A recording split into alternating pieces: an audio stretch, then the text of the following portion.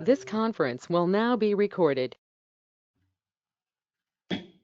Welcome to the February 24 meeting of the Avon, Connecticut Board of Finance. I would call the meeting to order, and we rise for the Pledge of Allegiance. Would you like to do the honors? No, thank you. It'll take me a while. All right. I pledge allegiance to the flag of the United States of America and to the republic for which it stands, one nation, under God, indivisible, with liberty and justice for all. Okay. Next item, minutes of the preceding meeting, which is December 16, because we did not have a meeting in January. Any comments regarding the minutes? And I have a motion to approve. All right, Carl, second. Second. All right, excellent. All in favor? Aye. Any opposed? Any abstentions? Carries unanimously. Communications from the audience. And unless we have audience people on the screen, I don't see anyone being an audience in the room. Going once, going twice, going three times. All right. Communications from the members. There you go. Glad to hear it. Got to get it in there before you hit your gavel again. Oh, well, there you go. I just want to welcome Michael. We were sad to see Harry leave. We had a good time with Harry, but I'm glad that you're here and complimenting the board. So I do have just a comment to make. I've been attending the town council meetings, and I did attend in January, and there was a town council member who made some comments about the voting that happened on December for the Board of Ed meeting, even though the comment made was that it's not personal attack, but it is re-election time. I was assuming that board members with more experience than I have are aware that sometimes more information comes to light after we meet. Further considerations can be given to an issue, especially one that is going to affect the taxpayers, and that constituents contact us with their concerns. Stating the board members are private citizens who can vote any way they want becomes a moot point. The form for this vote was very public, the one in December, and the comments that were made actually make the point of opening the charter and changing the votes to a paper ballot, because we don't have to be called out on our votes.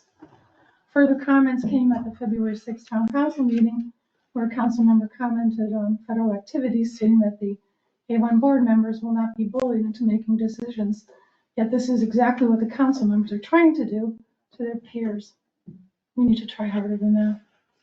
Thank you. All right, thank you for your comments. Any further comments? All right, hearing none, I'd like to exercise the prerogatives chair. The chair's prerogative.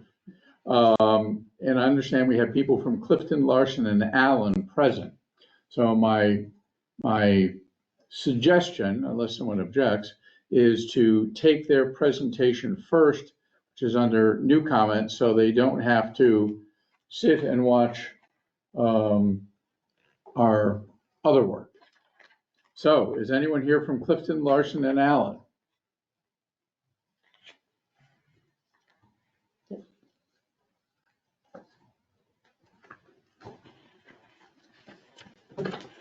Yes, it looks like we have Jessica Anstoff and Alex Kimmel They online. might still be on mute if they're trying to speak.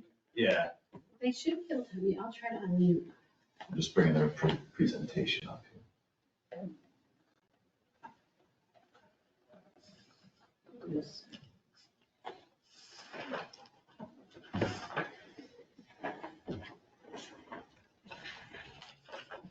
I wonder if they can't hear us.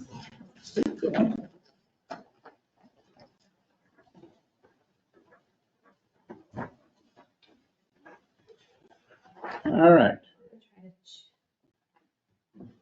Can you unmute them? I sent an unmute request, but that's all it'll let me do. Yeah, they're gonna have to unmute. All right, folks, you need to hit your unmute button. Let me try Alex. Well, Well, it was a nice gesture. It was a nice gesture. I'm sorry that, I caused them to have a narcoleptic fit and they're now snoozing quietly and confidently, with their cameras turned off. Wait, here we Oh, go. wait, Alice just unmuted. Here we go. Yeah, I can hear you now. It looks like Jess is having some issues on her end. She said she can't hear anything.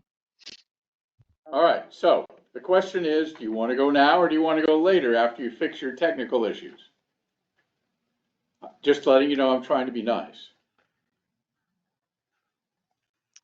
So I think Jess is reconnecting. Maybe just give it a couple seconds.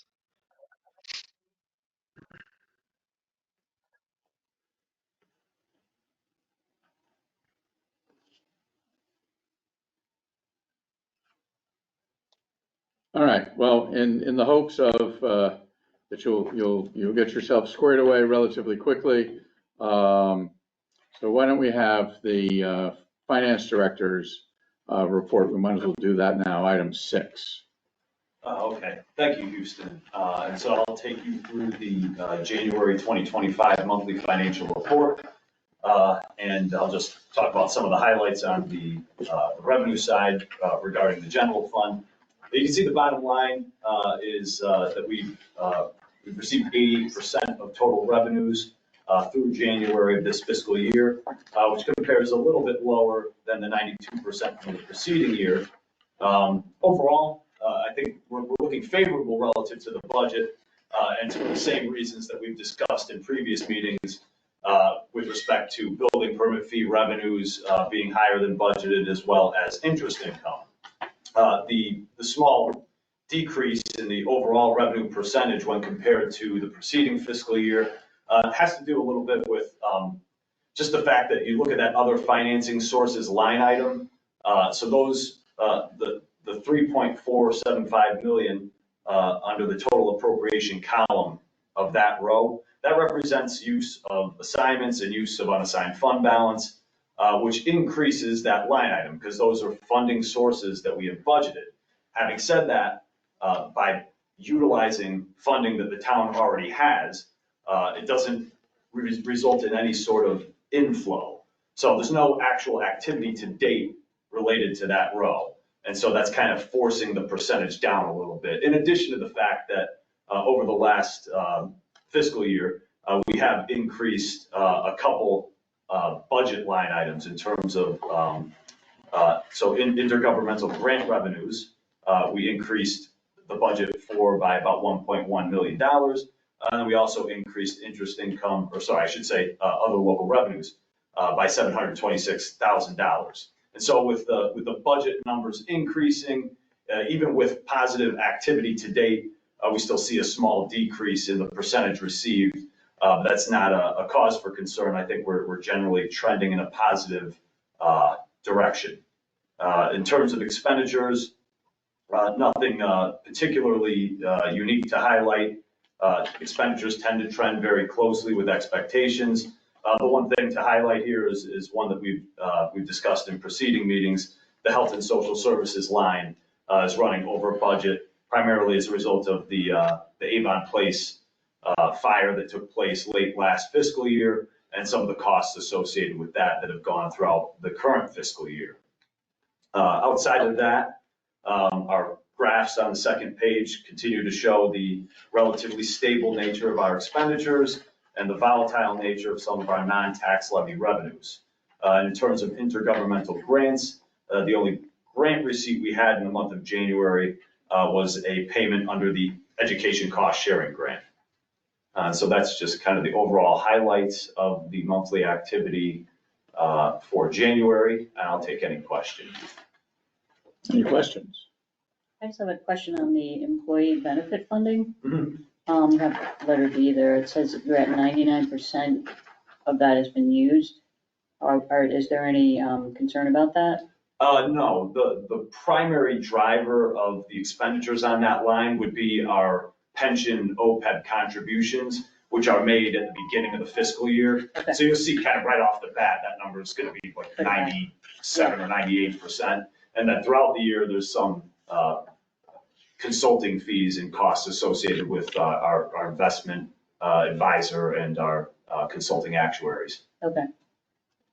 Kathleen? Yeah, I have a question for you. So, I know that our property tax revenue has been about the same for the last couple of years. And I always come and pay my bill myself, but I know we use a third-party vendor for some of that, like the envelopes come and they go to Boston or something. Oh, yeah, So it's a lockbox. is there a much of a delay in getting those funds into our account when residents are sending them out of state? No, I mean, I don't believe so. I actually think the payments get processed so much quicker, because there's a lot less mail coming into our collector's office, and it takes them a lot less time to process the payments that actually come through. Okay. I mean, there could be a small delay in an instance where there's an error on something that goes to the lockbox. They're instructed to just send it to the town office. Okay. But in most cases, as long as everything is matching what it's supposed to and the payment can be processed, it's done so fairly quickly. Okay, great, thanks. Anything else? Any other members, questions? I have another question on Avon Place. Are we almost done with that? Like, those people have all found new houses and, new homes and Yeah, I mean, if we're not Relocated. completely done, we're very close. I mean, I guess are I we could, still getting Yeah, we're pretty bills close. for that? Anything that's happening over there? We're pretty close to being done. I mean, there's really they could come 6 months from now with something, but Okay, mostly everybody who we've helped, we've heard from. perfect, thanks. And just to let everybody know, although I certainly don't think it's a problem, a client of mine has purchased the loan on that parcel of property and has started foreclosure proceedings. Wow. So, and I understand the owner, Avon Place, has not paid their taxes. Okay, further questions? It was amazing when I called the tax collector and I said, have they paid their taxes? They didn't have to look it up. And they said, oh, well, we're gonna speak to Brandon about what to do about that. And I said, speak to Brandon. I have no comment about that anyway. I'm sure that he will tell you the best way that he wants it done. So, old business, review and discussion of the fiscal year 25-26 budget.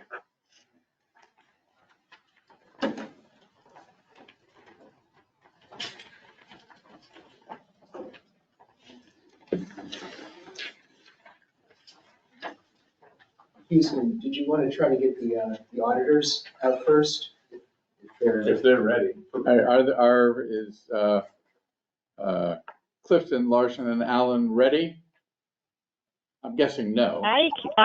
Yeah, this is Jess Aniskoff. I'm the signing director on the engagement. I cannot get my camera to work. I actually called in, so I can present. I think, Tom, are you doing the slides right now?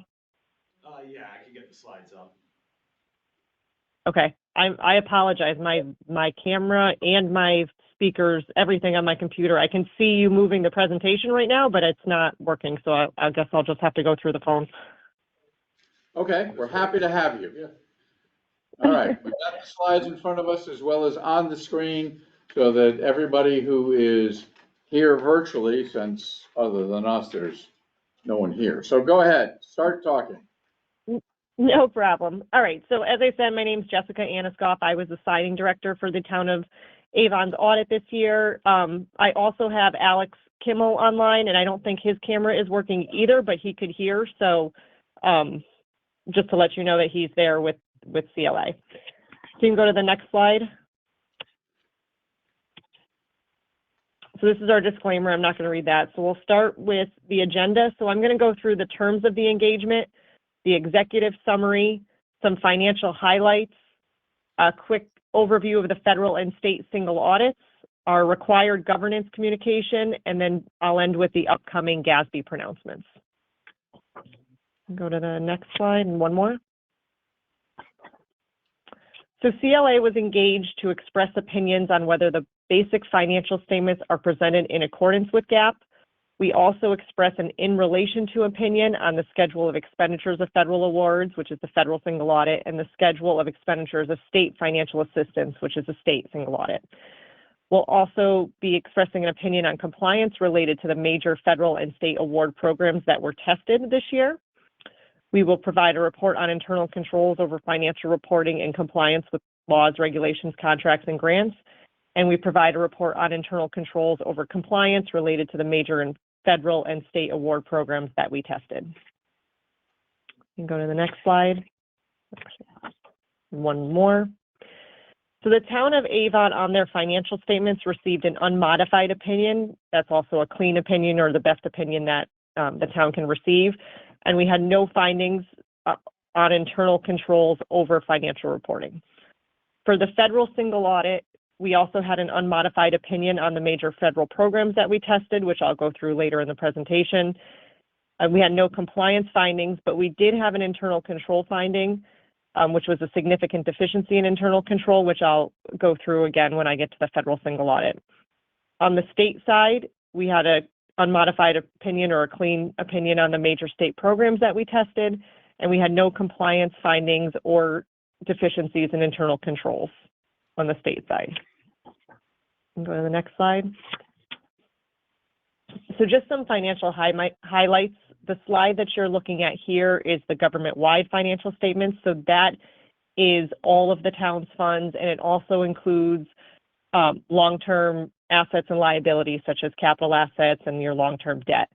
There's two other categories on here, deferred outflows of resources and deferred inflows of resources, that are a little unique to governmental entities, so I just wanted to touch on those. So what those are, they're mostly related to your pension and OPEB liabilities. So because the OPEB and pension liabilities can change based on the market or based on different assumptions every year, rather than taking that change through the income statement on an annual basis, because it could fluctuate quite drastically, the change in 1 year is amortized over 5 to 7 years. And so that is what's getting hung up on the deferred outflows and inflows on this statement. So just to go through quickly, looking at your long-term liabilities, there was a decrease from about $57.9 million to $50 million in the current year, and that was mainly made up of your pension and OPEB. Pension liability decreased $5.6 million, and the OPEB liability decreased $2.4 million. So dropping down to your bottom line, the town had an increase in that position from $125 million last year to $142 million this year. You can go to the next slide. So on this slide, which I'm sure is hard to read, but it's Exhibit 4 in your financial statements if you have a printed copy in front of you. So what this slide is the major programs of the town. So in your first column is your general fund, and the three other major funds are the CEFA fund, the ARPA fund, and the capital and non-recurring expenditures fund. That capital and non-recurring expenditures fund is actually a new major fund this year. In previous years, it would have been in that non-major governmental funds, the column to the right of it. So all of your smaller funds that don't qualify as a major fund are included in that non-major column there. So just dropping to the bottom of the statement and looking at the general fund fund's fund balance increased about $3.7 million from $21.6 million to $25.3 million. The CEFA fund balance decreased about $2 million from $8.5 million to $6.5 million. The ARPA fund, there's no change because the revenues match the expenditures in that fund as you spend those rescue plan grant funds. And then your capital and non-recurring fund had a very slight decrease of $55,000 from $1.4 million to about $1.35 million. And finally, your non-major, the non-major increased $127,000 from $7.7 million to $7.8 million. You will see down at the bottom, there's a couple extra lines this year where it says fund balance beginning of year, change in fund presentation from non-major to major, and then fund balance as adjusted. This is not a restatement. This was GASB 101, which was a new standard this year. So that standard required, if there was a change in major programs, that you show the fund balance beginning of year line to be the same as the prior year financials, and then you see that 1.4 million moving out of the non-major governmental funds and into that column with the capital and non-recurring expenditures. I know in the past, if you saw those things down there, it might have been a restatement. I just want to make sure that everybody understands it's not a restatement. This was a new standard that was adopted this year, and that's why you're seeing that movement out of the non-major column and into the new major fund of the capital and non-recurring expenditures. Moving to the next slide. So just to go into some detail on the general fund, the total fund balance is 25.3 million. So the non-spendable piece of 64,000 is usually prepaids. You did have restricted of 131,000. That was made up of opioid settlements and the liquor surcharge. That's what's sitting in that restricted.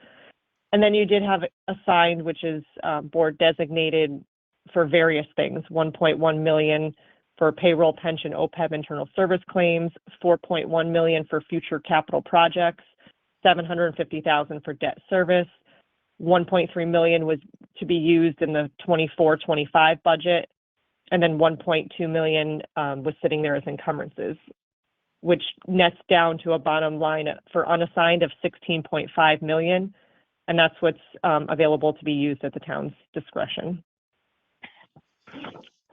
Going to the next slide. The property tax collections for 2024 were 99.22%, which is a slight decrease from 2023, which is 99.32%. The general fund budget revenues came in 3.9 million greater than budget. This did include a 1.9 million transfer from the CFA and capital non-recurring funds, and expenditures were 548,000 less than budget. As I mentioned earlier on that government-wide slide, the net pension liability decreased 5.6 million to an ending balance of 12.5 million, and the net OPEB liability decreased 2.4 million to an ending balance of 13.5 million. Going to the next slide. So this slide represents your pension and OPEB trust funds. So the first column is your pension fund and the second column is your OPEB fund. So the pension fund had an increase in net position of 4.9 million from 40 million to 45.3 million. And the OPEB fund had an increase of 3 million from 17 million to 20.2 million. With the bulk of that increase being the total investment income, which you can see a couple lines above. Obviously, market conditions were good at June 30th, 2024, so that's why you're seeing such a good investment income, and that's actually why you're seeing your pension and OPEB liabilities decrease this year, because it was a good year. Moving to the next slide. So just to recap the federal and state single audits. So the total federal awards expended in the current year were 2.6 million, and the major program that we tested this year was the ARPA program. So that's the program that has the unmodified opinion and no compliance findings. The internal control finding is actually a carryover from 2023, so June 30th, 2023, for suspension and debarment and not having a policy in place. As of July 2024, I believe, and Tom, you can correct me if I'm wrong here. July 2024, that policy was updated, so this finding has been resolved, but as of June 30th, 2024, it was still there. So it's a repeat finding from 2023. Nothing has changed in the report, but it has been fixed, and for 6/30/25, this finding will go away, but it was just a matter of timing, so it sat there for one more year. Next slide. Moving over to the state single audit, the total state awards expended in the current year were 7.9 million. The major programs that we tested the local bridge program transportation fund, the local transportation capital improvement program, the Let's Go Ramp Up CT program, and the local capital improvement municipal purposes and projects. So on those four programs, we had no compliance findings or internal control findings, so they had a clean opinion. Go to the next slide. And one more. So moving on to our required governance communication. As I mentioned earlier, there was a new standard adopted this year, GASB 100, which is accounting changes and error corrections. So that major fund item that I described, that falls under accounting changes because the major fund has now moved, or there is a new major fund which has moved from non-majors into major in the current year. So that's where that presentation is coming from. Within your financial statements, you do have significant estimates. It's inherent in almost all financial statements. So the significant ones for the town of Avon are the net pension liability, the OPEB liability, and the claims incurred but not reported, or the IBNR. So all of those, we receive reports from a third party, and we review them to ensure there's no management bias and to ensure that they're reasonable estimates. We did not have any disagreements with management in the audit. Management did not consult with other accountants, and this would be if management came to us and we gave our opinion on a transaction and they didn't necessarily agree with it, they wanted to do it their way. They didn't go opinion shopping to find another firm or somebody else that would agree with them. There were no difficulties encountered in performing the audit. We did have some small uncorrected misstatements, which has actually been there for a few years now with the town for leases and SBITAs, which is your software arrangements. So what these are management has identified them. They know they're out there. They're not material to the financial statements, but they are above the inconsequential threshold, which is the smallest threshold we have. So it needs to be disclosed to you all. So these do not need to be recorded. They do have to be reviewed on an annual basis, because if something does go over the threshold that needs to be recorded, then it would have to be recorded. But as of right now, they're very small amounts, and management has decided not to include them in the financial statements. And we agree with that because of how small they are. We did not have any independence issues with the town of Avon. So moving to the next slide. And one more. So just to go through some upcoming GASB standards. So for 6/30/25, we have two standards that will be implemented. Statement 101, which is compensated absences. So what GASB has done with this one is just outlined, I think the original, and I really need to figure out which GASB the original is, but it's maybe like in the 14 or 15. There's been a lot of changes in the types of leave that are now allowed. There's parental leave, military leave. So this statement has come out to kind of clarify and put some guardrails around the types of leave that should be included in compensated absences. And it's also trying to standardize the calculation. We're seeing it mostly affect the sick time. So we will have to talk to management about sick time and how that is being calculated into compensated absences this year. So there may be an increase in your liability only at that government-wide level for compensated absences. And then statement 102 is certain risk disclosures. This is additional footnotes that would need to be added to your financial statements if the town had one or two major taxpayers that if they left, it could be very detrimental to the town. Or if all of the town's employees are in the same union and they could go on strike or have power for negotiations because it's the whole, all of the town employees would be in the same union. So that's just a couple examples, but if there's any items like that, it would have to be disclosed in your financial statements. And we will go through more specifically with management any of those instances. And then for 2026, we have statement 103, which is the financial reporting model improvements. So this has changed it's changed the MD&A, again, to try to make municipalities or entity to entity more comparable. So they put some guidelines for specific items to put into the MD&A. It's also changing your budget schedules. So right now you have an original budget column, a final budget column, and then it's going to have a change column between your original and final budget, and then it will have your final expenditures and then the change that you're used to seeing. So that will be updated for 2026. It also has added some definitions of non-operating revenues and expenses and what should fall into those categories. So we'll obviously talk to management in a couple of years about how that will affect your financial statements. So moving to the next slide, I will open it up to any questions that the town may have. All right, so let's start. Carl, do you have any questions? None. I do not. Questions? Nope. All right. Sounds like we have no questions. There you go. You need to speak specifically about the governance communication.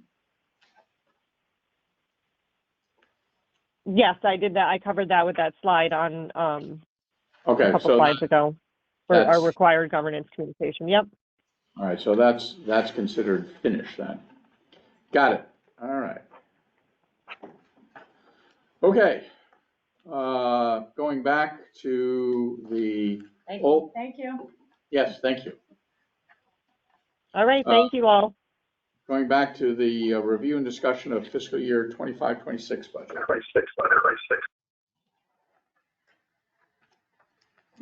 Sorry, I didn't quite get that, but that's all right. That was you. Oh, Yeah. That was an echo of you. an echo. Yeah. All right, well, I guess I'll jump in for this part. So, we're cranking along. We're on schedule. The council had their budget workshop the first Saturday in February, which went a lot longer than it usually does. They didn't come to any conclusions, but I do expect at the March meeting, they'll make some final decisions, and then the result of those decisions will get transmitted to the Board of Finance in advance of your next meeting. There are a lot of issues that are at play with the budget that has been delivered already, and ultimately what you're going to see in a couple of weeks. And I thought that the issues were significant enough with the council where I sort of approached it, the presentation to them in a different way, where I started off talking about the revenue picture. Usually I don't do that with the council because they're not focused on that. They're more focused on expenditures related to town programs. But I think it's important to do it because one of the things that you'll notice as you go through the document is that it's coming in, the bottom line for the budget is coming in at a higher than normal tax increase.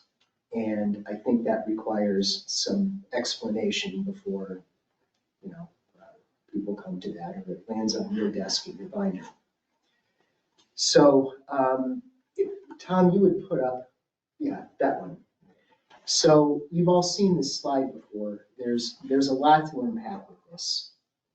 You know that this includes the general fund, which is what everybody is most interested in. It's the largest fund that the town operates. It's where 95% of the activity, financial activity related to the town goes through. But this also includes some of the smaller funds that are budgeted, like special revenue funds. Special revenue funds, as you recall, are legally restricted to identified revenue sources and expenditure objects. And the largest of these is going to be your sewer use fund, right? So you take in sewer user fees. Those fees are restricted for use by the sewer system or for the benefit of the sewer system. All of that's baked in here. And as we go through the budget process, as always, we'll untangle everything. But what I want you to note is that the bottom line increase is about 2.96%. Whenever you look at the town and you look at the town, just basic general fund year over year, no sewers, no special revenue funds, just general fund, you're at about a 1.93% increase, which is low year over year. Usually it's a little higher than that. On the education side, and you can correct me, Tom, the same comparison is at about 4.51% year over year general fund increase. I'm sorry, that's not what's shown on there, is that, As I said, this includes special revenue funds. but line by line, town is saying 2.39. It includes special revenue funds. Oh, that So- does? Yeah. Yes, Oh, it I'm does. sorry. So you Okay, have to strip, got it. you'd have to strip all of that out. Okay, I'm just talking about general fund year over year. okay. So to get to such a low year-over-year increase, particularly on the town side, a lot of decisions had to be made that I'm really not that excited about. And they have some very long-term consequences that I want to get everybody thinking about sooner rather than later. So that is a really high-level overview on the expenditure side. And I'll talk about some of those concerns as I move along here. But the real issue, as I see it, is on the revenue picture. And we've got, kind of boiled it down to 4 challenges that you got to deal with in the budget that is headed your way. One of those challenges is that everybody recalls the budget process we went through last year. Ultimately, the town council adopted a budget that required a 0.99% increase in the mill rate. One of the ways they got there was by using a large amount of unassigned fund balance to basically plug the gap that otherwise would have had to have been filled by non-tax revenues or expenditures or some combination thereof.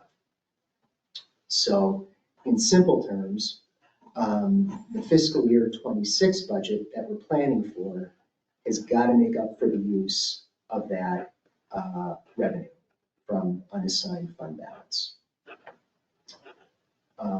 Number 2, and this is a grant that we pointed out last year. This is coming basically right off the bottom line as revenue. And it's the motor vehicle reimbursement grant. It's in the amount of about $827,000.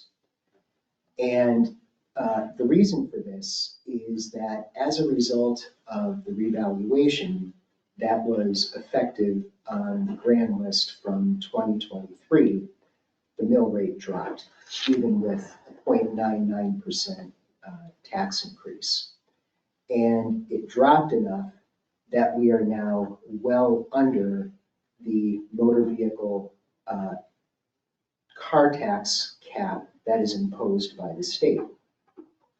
When a municipality is over that cap, you get a grant to make you whole for the difference. Now that we're under the cap, that grant is zeroed out.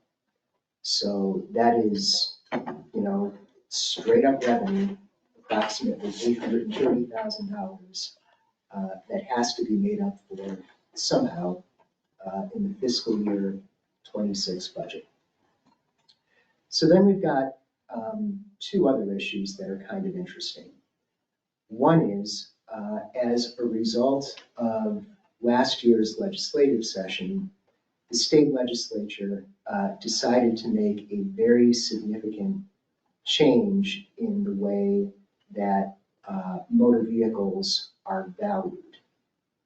And basically what the law requires now is that instead of using what had been a straight up market rate, National Association of Automobile Dealers rate, right? NADA. NADA, Yeah, right, market the yellow book. It's no longer the NADA. Now they're using, they require the use of MSRP, but there is a standard statutory depreciation schedule that goes along with that. It's price paid, right? So like if you bought a used car, it's what you bought it at, and then it's not an MSRP, it's sale price. Sale price plus standard depreciation. Right. Schedule set by law. Yep. Yeah. So that has a really large impact on Avon. And whenever you do the calculations, what you find is that that change in methodology reduces our grand list by about $18.3 million. And if you apply the current year mill rate of 29.66 to that value, you basically come up with a net revenue reduction of about $189,000. So that hits us in two ways. Number one, it's a flat reduction off the bottom line, but it's a sizable decrease in the grand list, which we know is an important component in the calculation for when you develop your mill rate, because your mill rate is derived by dividing your tax levy by your grand list. So you want a larger grand list to spread it out. The next thing that results in a reduction in the grand list is an expansion of veterans benefits that was approved by the legislature. And basically, in simple terms, what this new law requires is that if you are a disabled veteran meeting certain criteria, the state requires that the host municipality not tax you for your house. So that property comes off 100% of the tax rolls. And in Avon, we have quite a few veterans that fall within this category. So the net assessment reduction that results from this state mandated benefit is about $6.3 million. Again, that's right off the bottom line of the assessment of the grand list, and it's about $189,000 off of the bottom line revenue. And I don't know if I said this, but on the motor vehicles, not only is it over $18 million off the grand list, if you use the current mill rate, it's a revenue reduction of about $545,000. So we've got some really significant headwinds there that, it's not going to be easy to make up for. And if you look at where the tax increase would be right now, based on the proposed budgets, it's about a 4.54% increase.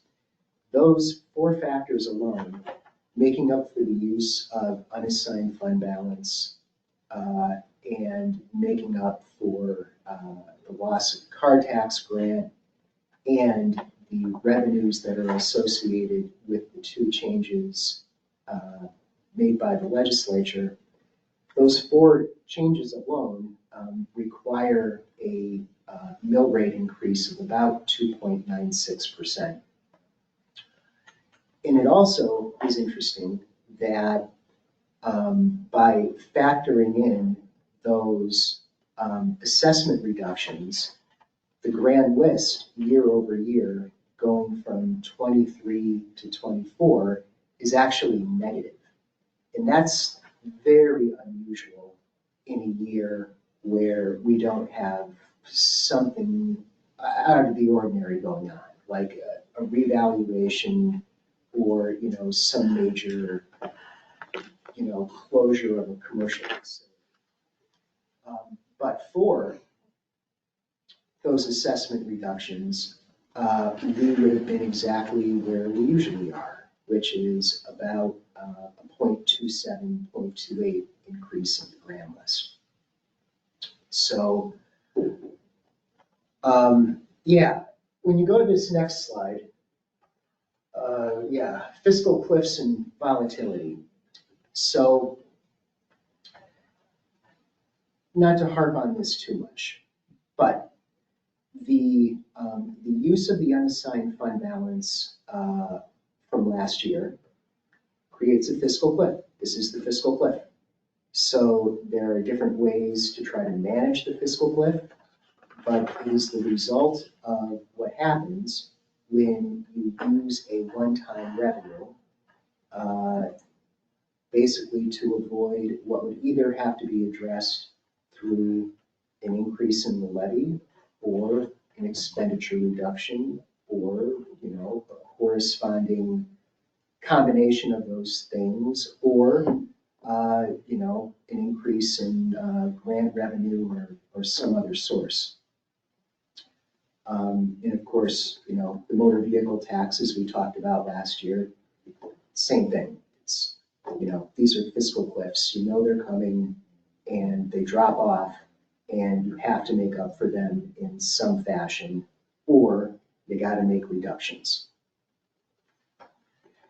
So I won't spend much time on this one. This is just kind of an attempt to show if you put fiscal year 25 and 26 side by side, you know, you can see that without those revenues, the grant revenue from the car tax and the use of unassigned fund balance, you know, you've got a sizable difference in the height of those two blocks. Again, I'm trying to illustrate here that that's the fiscal cliff, that whenever you start planning for fiscal year 26, you then have to make up for before you can start to support whatever new spending is required or requested of the boards. So the next two slides, I wanted to talk a minute about interest income. And Hiram, did you have a chance to distribute that document, the write-up that we did? I mean, Houston. Houston. No, I didn't.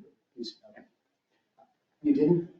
Did not. I was under the impression you were going to have it here for the meeting. All right, so I'll make sure this gets, I'll make sure this makes the rounds, but really importantly, interest income, I know it's had a lot of discussion. There are a lot of different ways to approach interest income. Every municipality in Connecticut is talking about the same thing, and they're all dealing with it slightly differently. What we're doing here on this slide is I'm basically just using this as an example to show you how incredibly volatile interest income is. So our pooled cash, you know, the cash that the town has on hand at any given time that fluctuates wildly based on, you know, the expenditure cycle that we're in or the revenue cycle. The majority of that money goes to what's called a STIF account. It's a state treasurer. Short-term investment fund. Short-term investment fund. And basically the STIF fund that is administered by the treasurer's office has two objectives. Number one, it focuses on liquidity, where they want to make it available for municipalities on an as-needed basis, so it's not locked up. And as a result of that very short-term focus, it is, as you can see, extremely correlated with whatever the Fed funds rate is at a given time. And, you know, over the last couple of years, I've never seen anything like this in 27 years of doing municipal budgets, how quickly the Fed reacted once inflation started to spike.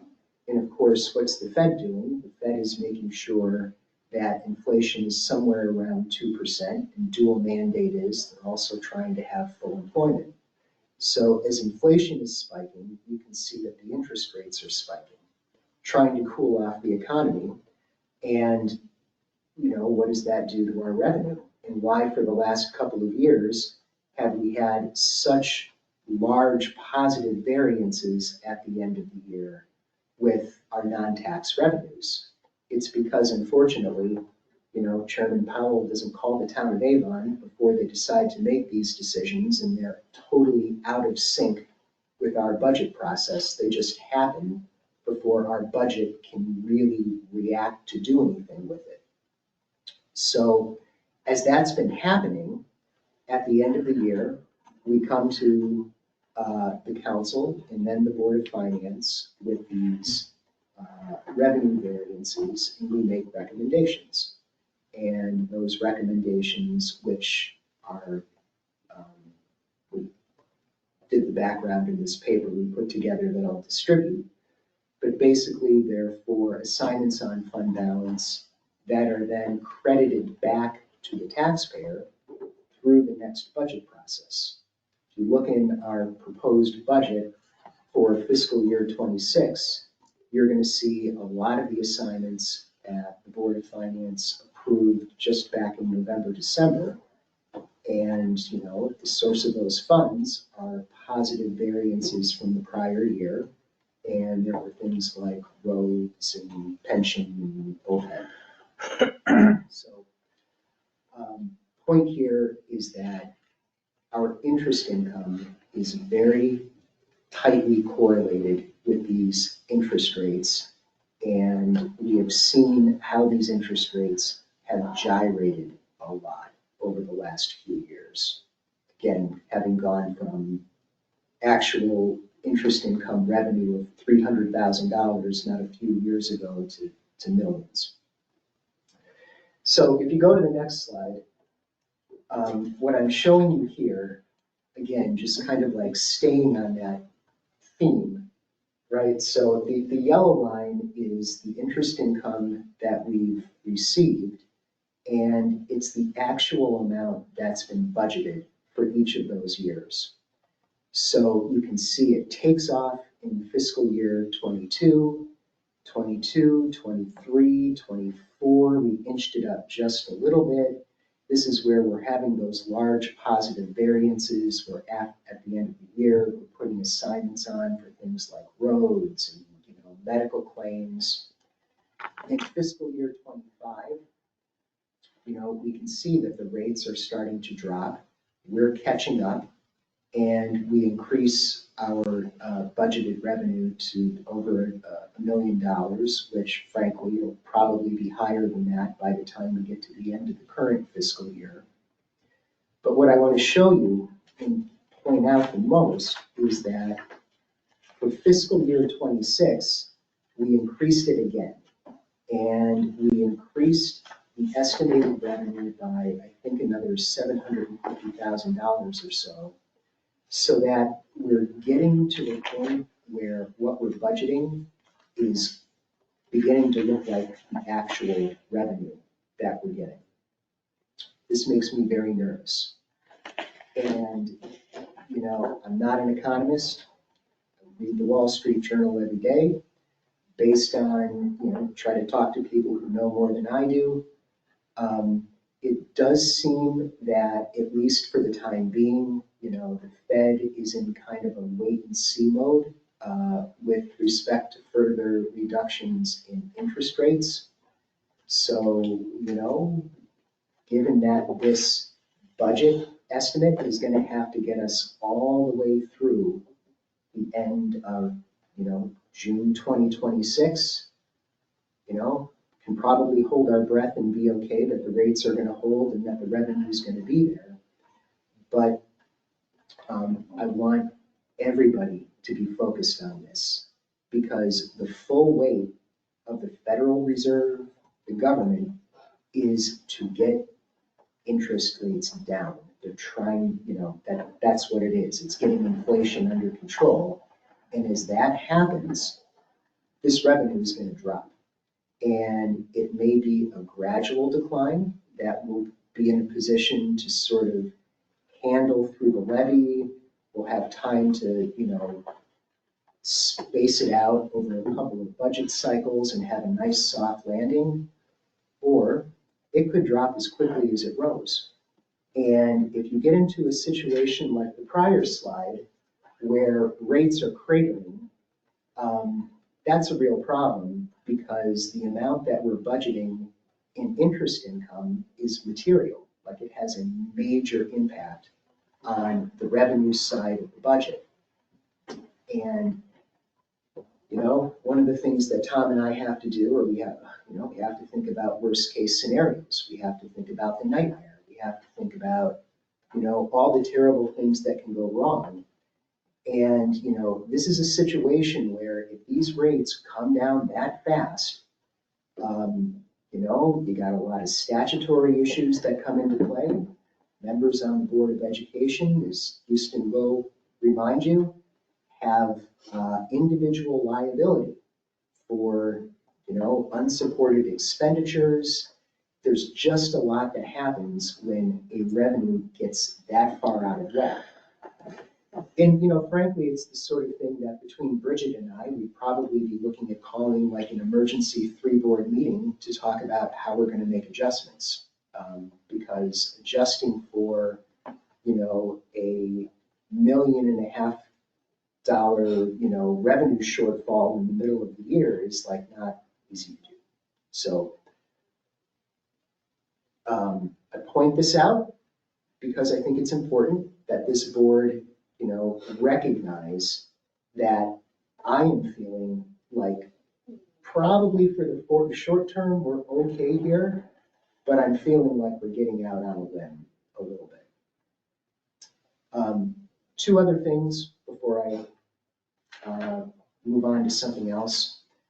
I mentioned earlier that I had to make some decisions I really wasn't very happy with to get the town's general fund budget under 2%. And I'll tell you what 2 of those, a really easy decision was. Number 1, Tom and I worked with the actuaries to basically re-amortize past service costs related to the town's other post-employment benefits liability. I don't like doing that. As a AAA community, we shouldn't have to do that. But by doing it, and the actuary could sign off on it, it's a legitimate. What it does is it basically pushed $400,000 of additional cost out into future years. And it allowed me to present a budget that came in at an overall tax increase of under 5%. I thought that was important. I didn't think anybody would want to start off at a 5% tax increase. But it has long-term implications because those costs don't go away. They get kicked out into the future and they get more expensive over time. The other thing that I really didn't like doing was making drastic reductions to the capital budget. And since I've been doing this, we've passed boards of finance, Tom Harrison, we've always approached the debt service and the capital budget as being kind of its own separate category of the tax levy. And we tried to support that at about 7% a year. So 7% of the tax levy would go to support cash capital and debt service. And it worked really well because what you have over time, even with the additional debt that the town has approved, you basically had the debt service curve declining. And rather than just taking that decline, you would recapture all of that capacity as it comes off and you put it in your cash capital budget. And your cash capital budget, keep in mind, is what provides capital funding for all of the school buildings, all of the town buildings, every square inch of town-owned road, all of the vehicles required to maintain the roads, police vehicles. It's got a heavy burden. So it was important to us to try to, maintain that percent of the levy to meet that obligation. And the thinking always was, as debt service drops off, the cash capital budget goes up, and likewise, if the debt service has to go up to do some things, then the cash capital can go down. It was a nice way to manage it. Couldn't do it this year. And I had to make some pretty significant reductions to the cash capital budget that it never ends well. I've seen it 100 times. And what people have to understand about these long-term liabilities, whether they're pension or OPEB or capital budgeting, is that things never go away, they just get more expensive. So that's why I wasn't happy making those recommendations in my budget to the council. But I felt, given the circumstances, it was probably the prudent thing to do. But I certainly thought it was worthwhile making you all clear and understand why I've got the misgivings I do. So I just wanted to go over those couple of things for tonight. I think that the last year's budget process was not pleasant. We all lived it. It was probably the most unpleasant for me. But I think it's a very good lesson in remembering that as we're going through these budgets, decisions have consequences into future years. No budget is a standalone chapter in a book. Whenever you make decisions that, use unassigned fund balance as an example, or, defray capital expenses, or does this or the other thing,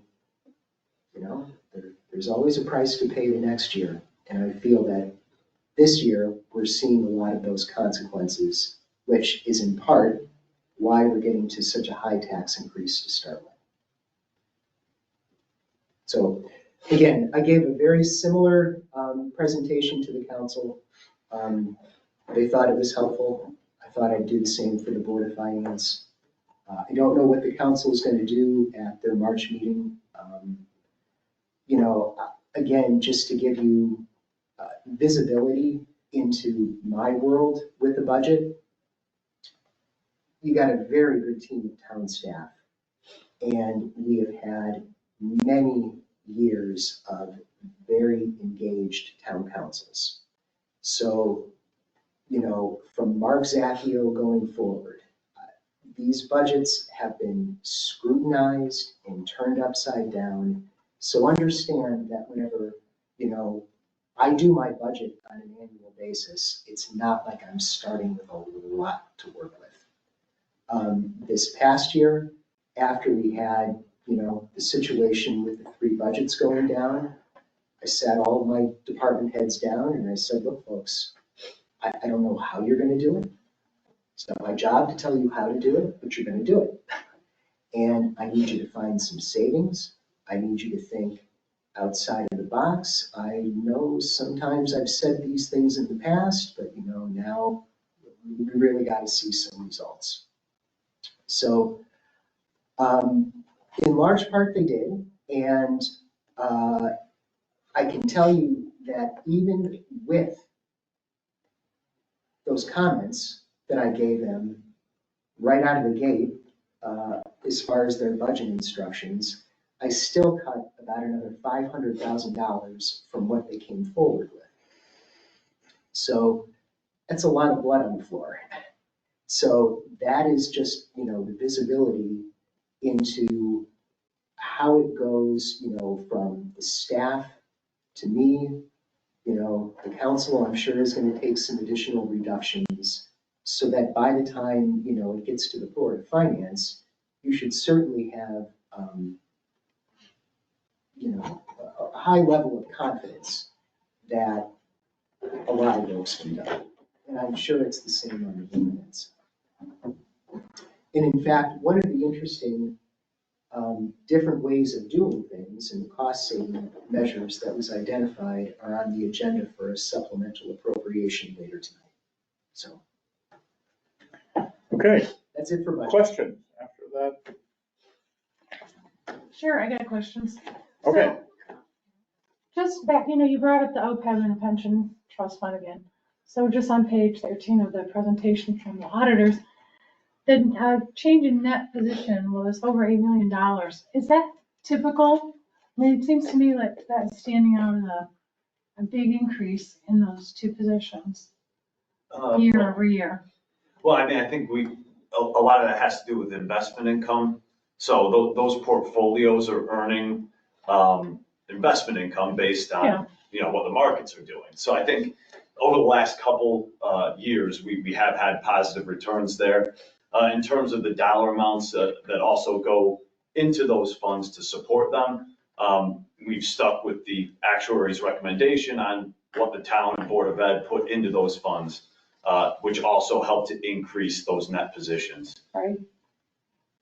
Okay, so I just want to, that OPEB and the other pension things have come up every time we talked about the budget, but I think we had a pretty healthy outcome at the end of last year with that. The other thing is, Brandon, it's really difficult to read these things, so is it possible for you to send us the slides that you presented tonight so that we can look at them more carefully? Oh, of course. Yeah, I think they might be posted online. I was Yeah. just gonna ask, aren't they? Are This is they? what you had for the council? Yeah, Right. that's what I thought, Happy yeah. to send it along. Okay, thanks. Tom, a couple of questions. What is the OPEB invested in? Is it still the short-term funds stuff? They're index funds. It's an all index strategy. I wouldn't say it's short term, but it's diversified between various asset classes, equities, fixed incomes, but it's all index funds. Okay, so it's like Russell 3000? Yeah, that could be a benchmark that one of the index funds would be based off of. So can you tell us what the index benchmarks are? The obvious one is like the S&P 500, the Russell 1000 is big, the Russell 2000 is small, the Russell 3000 is everything. I don't have those in front of me right now, but I can certainly share that with you. That'd be helpful. Yeah. Okay. Of course. Yeah, that's one of the standard points. In fact, this morning we just had a pension committee meeting, so we always go through all that data. And in fact, maybe it's the easiest just to send around what we talked about this morning. Yeah, I can do that. That'd be easy. Yeah. Do you have questions? No.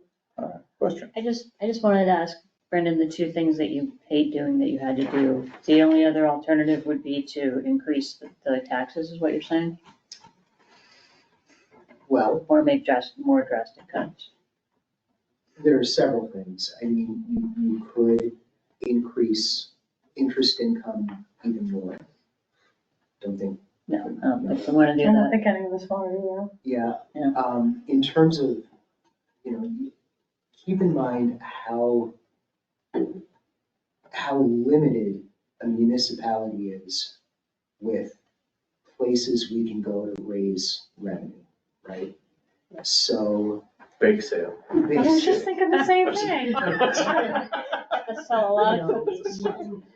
Even with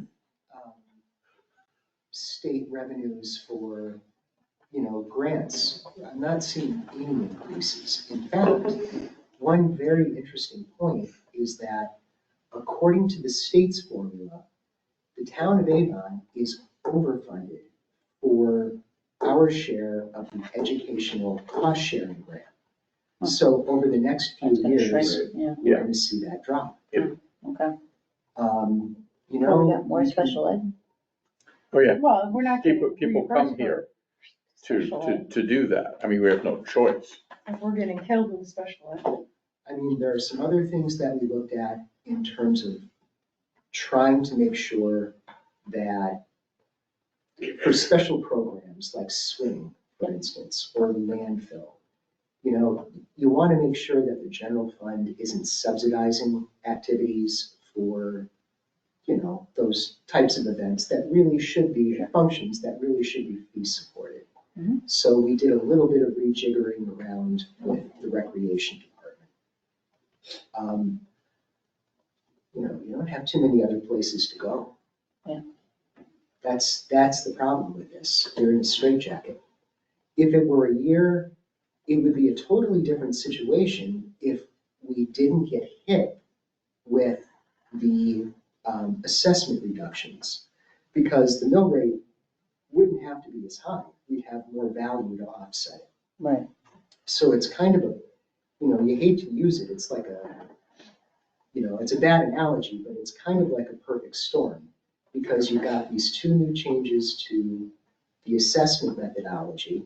You've got a loss of a very substantial grant revenue in the car tax, and then you make up for the use of savings to offset the current year's budget. So, yeah, hard. Micah? Questions? No. Carl? Just to clarify, the unassigned fund, that was filled though with the excess funds that we had from the interest. Right? In terms of- That in December? Not exactly, not from the perspective of the budget. In Okay. terms of like we went through the audited financial statements for this year. So the positive operating results for fiscal year '24, that makes up for the fund balance that we took out and used to help balance our budget for fiscal year '25. The problem is we're looking forward, and the budget is reliant on that as a revenue source. But it's not good practice to budget unassigned fund balance every year. It's not feasible to do that. So you have to pull that out. And that's where we're in a conundrum, where we have to, other aspects or other parts of the budget need to make up for that dollar amount being pulled out. All right, that clarifies it. Thank you. That's an important point, because, using unassigned fund balance, totally legitimate. It's been done, good reasons for doing it. But what it does is it causes that, that shortage the next year. And yes, you can go back, you can use unassigned fund balance again, but now you're certainly limited, because the hole is getting deeper. And eventually, you're gonna have a larger non-tax revenue to cover it. You're gonna have to make significant expenditure reductions, or you're gonna have to have a tax increase, or some combination thereof.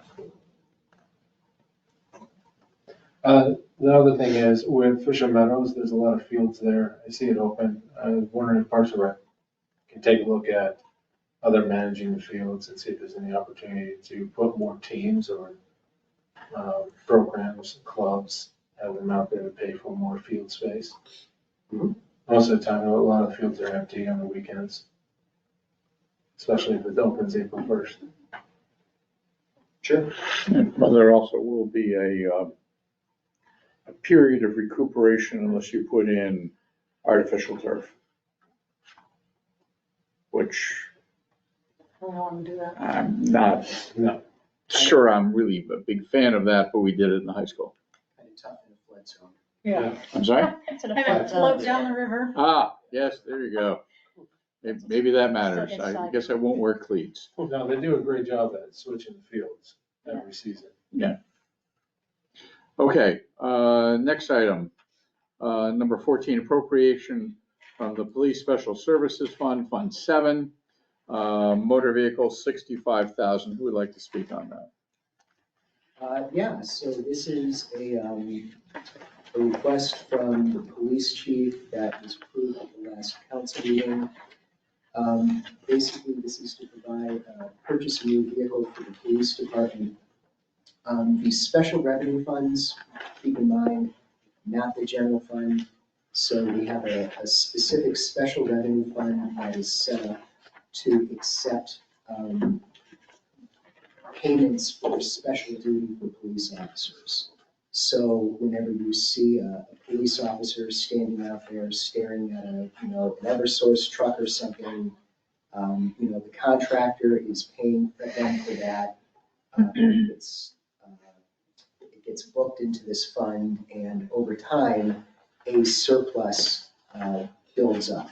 And we use it to pay for police vehicles or other police equipment. So chief has come forward and said that they've got a car that needs to be replaced. It's got really high mileage. Cost of maintenance is, more than it's worth. So they want to access $65,000 from this special revenue fund to purchase the vehicle. A couple questions. Do you happen to know the year of the vehicle that it's, that has the 100,000 miles and? I can tell you, well, maybe I do. They are replacing cars that are 8 to 10 years old with about 110,000 miles. Okay.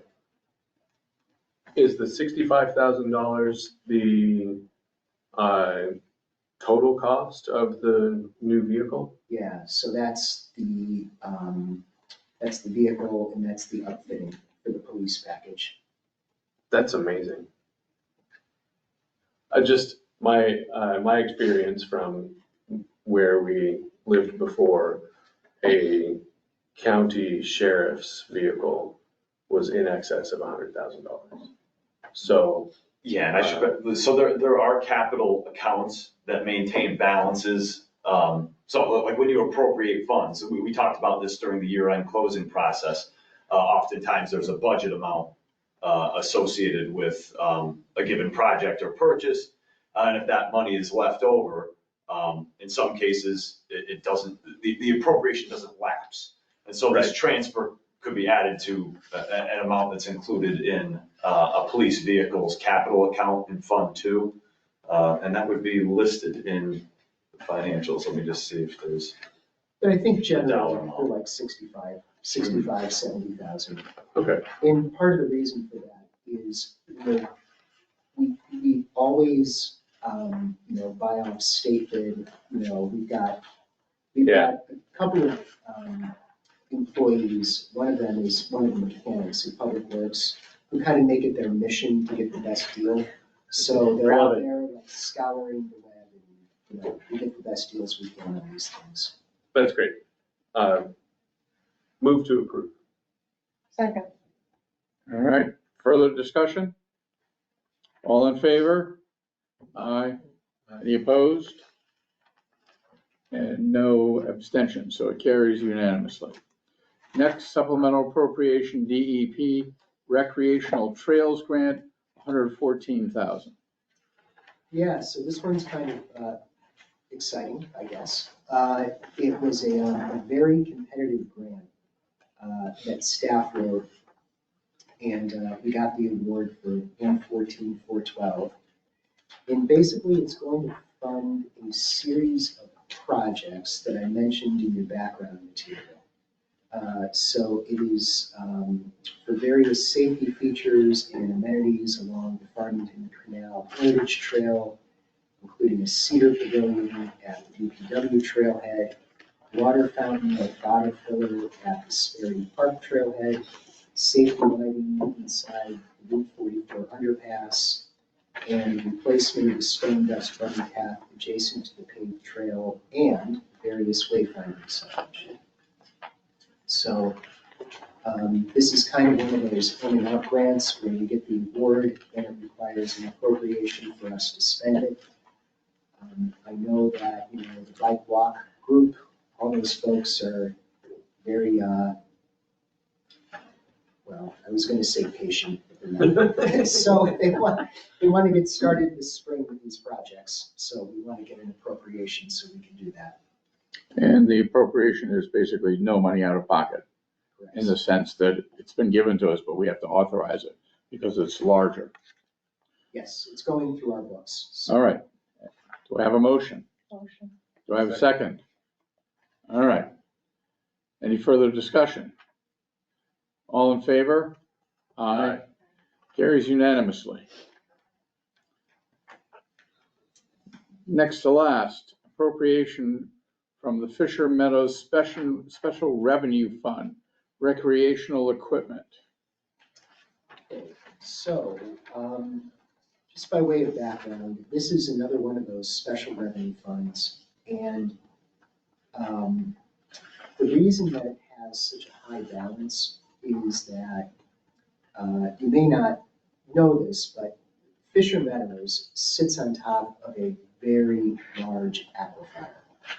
And we have had an agreement in place with first the Avon Water Company, but then the agreement was assigned to the Connecticut Water Company.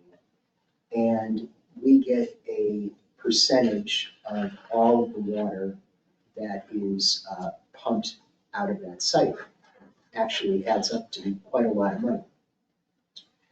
Next time you're out there, if you look sort of to the north, if you're standing at the pond, you'll see that really pretty brownstone structure. That's a pump station. So that's where they, have all of their equipment and they pump it out. The other sources of revenue are de minimis compared to what that is. But we do bring in some rent from the farmer that rents the agricultural area. So every once in a while, if we have needs for Fisher Meadows that are recreation or maintenance or whatever, we look at the special revenue fund as a funding source. And we've got 3 at this time that we think are a good match for the special revenue fund. The first is, I'm not crazy about the title, but it's a robot line painter, right? And this is what you get when you tell staff to think outside of the box. You get a robot line painter. It's actually a really interesting idea, and our new recreation director did I thought, a really good write-up on explaining why this is such a valuable piece of equipment. Basically, what it does is it is much more efficient with its use of line paint, which is very expensive, and it's a heck of a lot better at drawing lines than humans can be, even practiced humans. So the whole idea is that it's going to save us a lot of time, it's going to save us a lot of material, and in the end, it's going to give us a better product. And she went through and did a lot of the math and the time studies to show that basically the payoff for this piece of equipment is about say 2.5 years. Incidentally, whenever we look at these types of acquisitions, it's never one department head who's doing the work, and this is a collaborative effort between the rec director, the public works director, and most importantly, the staff that are going to be responsible for running the thing. And maintaining it. Yeah. Because the last thing you want to do is buy an expensive piece of equipment that the end user doesn't buy into. Sure. Yeah. or doesn't know how to fix. Like, Yeah. that would be one of my biggest concerns with something like that, is do we have the staff that can maintain a piece of equipment like that? And we do.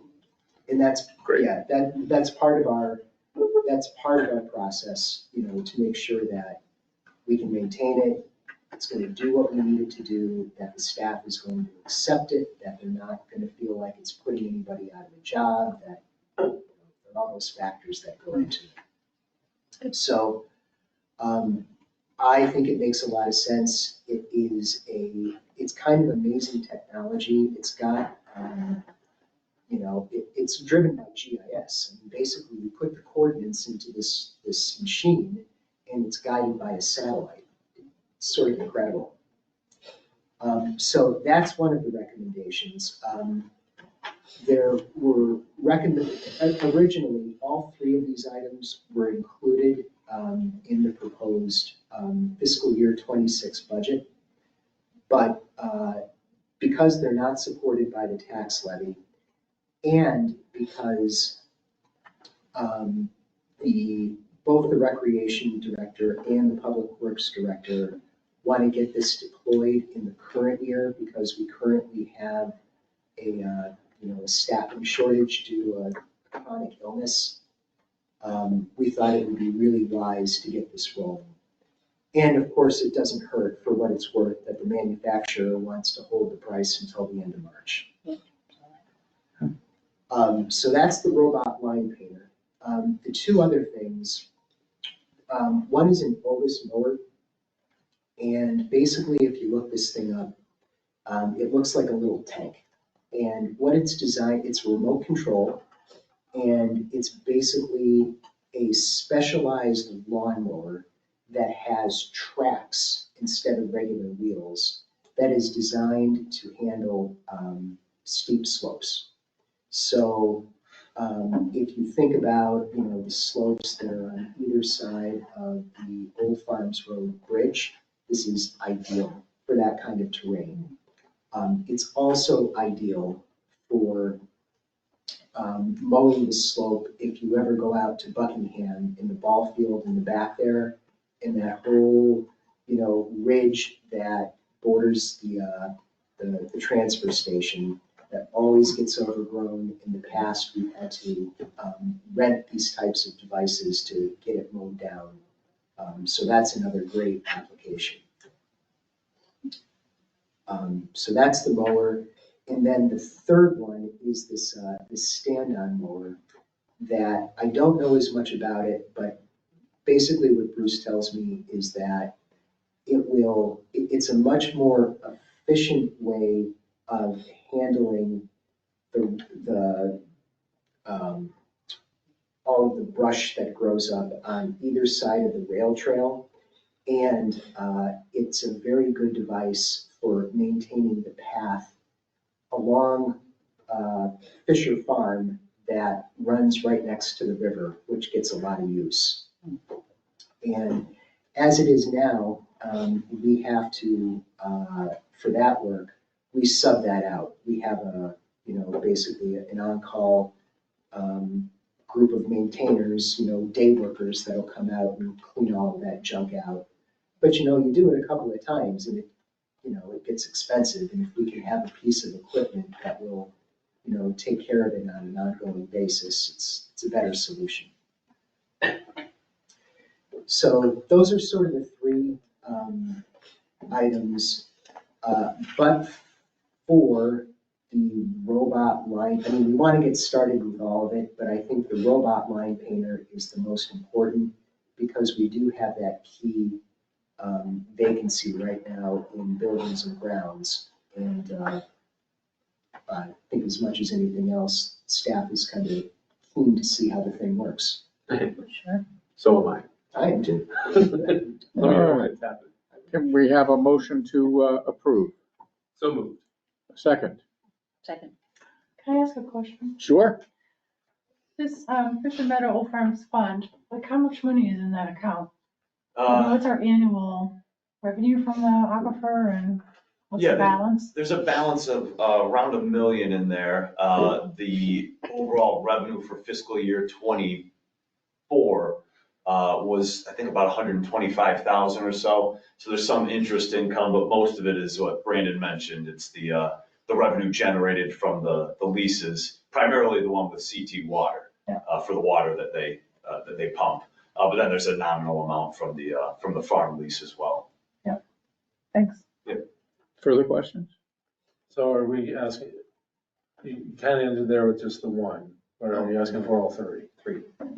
All three, it totals 107,000. Yep. Okay. Okay, we have a motion, we have a second. All in favor? Aye. I believe that carried unanimously. So there are no opposition, no abstentions. Other business? Going once, going twice. Can I have a motion to adjourn? So moved. Second. All in favor? Aye. Aye. Carries unanimously. Thank you all. We are adjourned.